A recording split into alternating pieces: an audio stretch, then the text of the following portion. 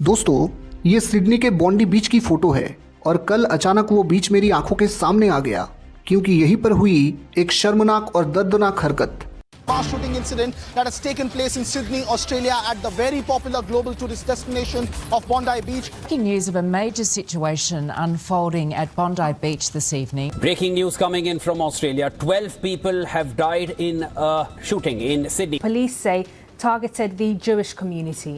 It's been treated as a terrorist attack. दोस्तों, कुत्ते की दुम वो दूसरी चीज है जो कभी सीधी नहीं हो सकती।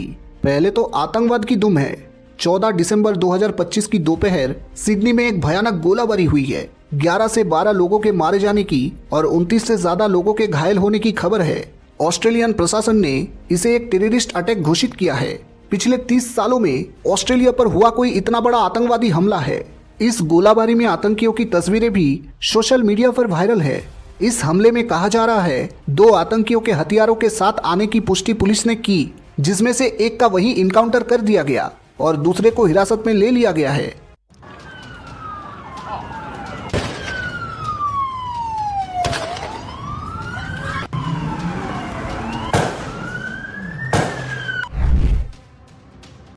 ऑस्ट्रेलिया सिडनी में बॉन्डी बीच पर ऑस्ट्रेलियन समय के अनुसार करीब 6:45 बजे इमरजेंसी सर्विस को कैंपेबल पैरेड के पास गोलीबारी की जानकारी मिली, जहां भीड़ घास, रेत और समंदर के पास भाग भाग कर अपनी जान बचा रही थी। इसके बाद 6:57 पर न्यू साउथ वेल पुलिस ने घटना की पुष्टि करके जनता से इस इलाके से दूर रहने और छुपने को कहा।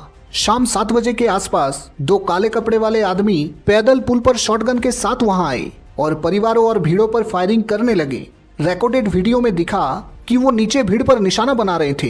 इस हमले के दौरान पुलिस भी वहां उन्हें रोकने पहुंची। मामला इस कदर मुश्किल हो चुका था कि पुलिस को भी लोगों की जान ज्यादा से ज्यादा बचाने की भी तैयारी करनी थी और साथ ही इन आतंकियों को पकड़ना भी था। आखिरकार एक हमलावर को गोली मारकर ढेर कर दिया गया और दूसरे को घायल करके हिरासत में ले लिया गया। बाद में कैंपेबल पैरेड के पास खड़ी गाड़ी में एक्टिव IID भी मिला, जिसे बॉम्ब स्क्वाड ने डिफ्यूज किया। इस घटना के बाद लोगों में काफी सदमा और गुस्सा है। ऑस्ट्रेलिया के प्रधानमंत्री ने इसे भयानक हिंसा करार देते हुए जूइश कम्युनिटी की सिक्योरिटी इंश्योर करने का वादा किया है। Today, all Australians wrap our arms around them and say we stand with you.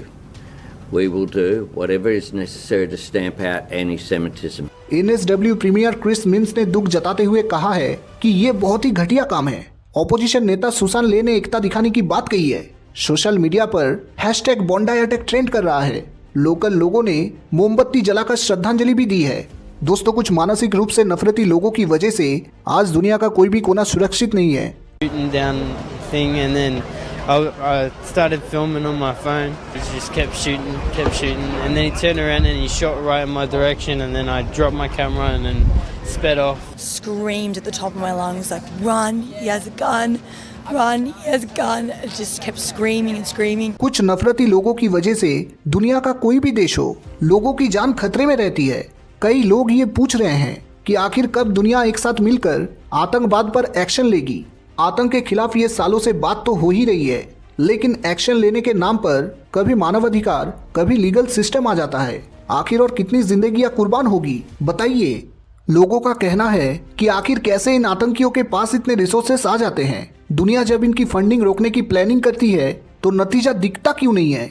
इस हमले में भी इनके पास ऑटोमेटिक गन थी। ऐसा बताया जा रहा है कि इसमें एक तीसरा संदिग्ध आदमी भी था जिसकी जांच चल रही है। इस हमले में जो हमलावर थे उनमें से एक का नाम नवेद है, जिसके घर पर पुलिस ने छापा भी मारा है। वहां हथियार भी बरामद हुए। पुलिस ने इसे वेल प्लान्ड यहूदी विरोधी हमला घोषित किया है। ये सीधे रूप से यहूदी कम्युनिटी पर निशाना था जो हनुका के पब्लिक फेस्टिवल मना रहे थे। इसमें महिला भी थी, बच्चे भी थे। Our sisters and brothers in Sydney, Australia have been attacked by vile terrorists in a very cruel attack on Jews who went to light the first candle of Hanukkah on Bondi Beach. इस घटना के बाद से ही दुनिया भर के नेताओं के रिएक्शन आ रहे हैं। जर्मन चांसलर ने कहा कि उनके पास इस घटना को बताने के लिए शब्द नहीं है। फ्रेंच प्रेसिडेंट मैक्रोन ने भी आतंक के खिलाफ चल रही लड़ाई को मजबूत करने की बात कही है। उनका वादा है कि फ्रांस इसमें मदद करेगा। उधर यूके के कियर स्टारमर ने भी इसे डीपली डिस्ट्रेसिंग कहा है।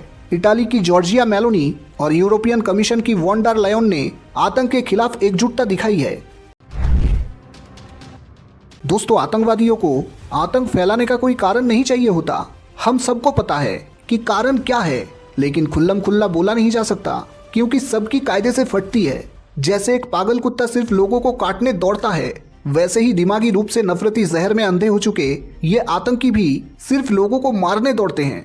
दरअसल इनका असली मकसद हनुका फेस्टिवल में जमा यहूदियों को मारना था। हनुका फेस्टिवल के पहले दिन प्रोग्राम सेलिब्रेट किया जा रहा था जिसमें सैकड़ों यहूदी कम्युनिटी के लोग जुटे हुए थे।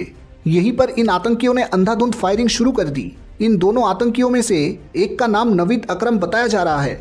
जांच में अभी तक पता चला है कि वो हमास के आतंकी थे। वैसे अभी जांच जारी है, लेकिन जानकारों का कहना है कि एक बार फिर से 7 अक्टूबर जैसे मंजर बनाने की कोशिश कर रहे थे। इस हमले के बाद ऑस्ट्रेलिया के अन्य शहरों में भी हनुका कार्यक्रम रद्द कर दिया गया है। दोस्तों, यहूदियों को दुनिया भर में वायोलेंट हमले, तोड़फोड़, सड़क उत्पीड़न और आतंकवादी घटनाओं के जरिए निशाना बनाया जा रहा है। खासकर 7 अक्टूबर 2023 के हमास हमले के बाद यहूदियों को दुनिया भर में निशाना बनाया जा रहा है। ऑस्ट्रेलिया के बॉन्डाई बीच पर 14 दिसंबर को हनुका फेस्टिवल में हमला उसी का हिस्सा है। अमेरिका में 2025 के पहले 7 महीनों में 3883 एंटी सेमिटिक इंसिडेंट हुई है। यूरोप में बर्लिन हेलोकास्ट मेमोरियल पर चाकूबाजी, फ्रांस में फ्री गाजा ग्राफिटी और ब्रिटेन में सिनागोग पर कार हमला जैसे मामला सामने आ चुके हैं। ये साफ बताते हैं कि एक कम्युनिटी के खिलाफ आतंकियों की नफरत कितनी ज्यादा है। इस हमले के दौरान सबसे मजबूत तस्वीर एक कॉमन मैन जिसने एक आतंकी के हाथ से बंदूक छीन ली और ना जाने कितनों की जान बचा ली। सोचिए, अगर वो ऐसा नहीं करते तो और कितनों की जान जाती। इस वीडियो को देखने के बाद भारत में भी एक सवाल तेजी से उठ रहा है कि भारत में भी आर्म्स ट्रेनिंग आम आदमी के लिए कब शुरू की जाएगी और क्या ये जरूरी है? आप इस बारे में क्या सोचते हैं? कमेंट करके जरूर बताइएगा। और हाँ दोस्तों, अगर आप इस चैनल पर नए हैं तो चैनल को जरूर से सब्सक्राइब करना। Good bye.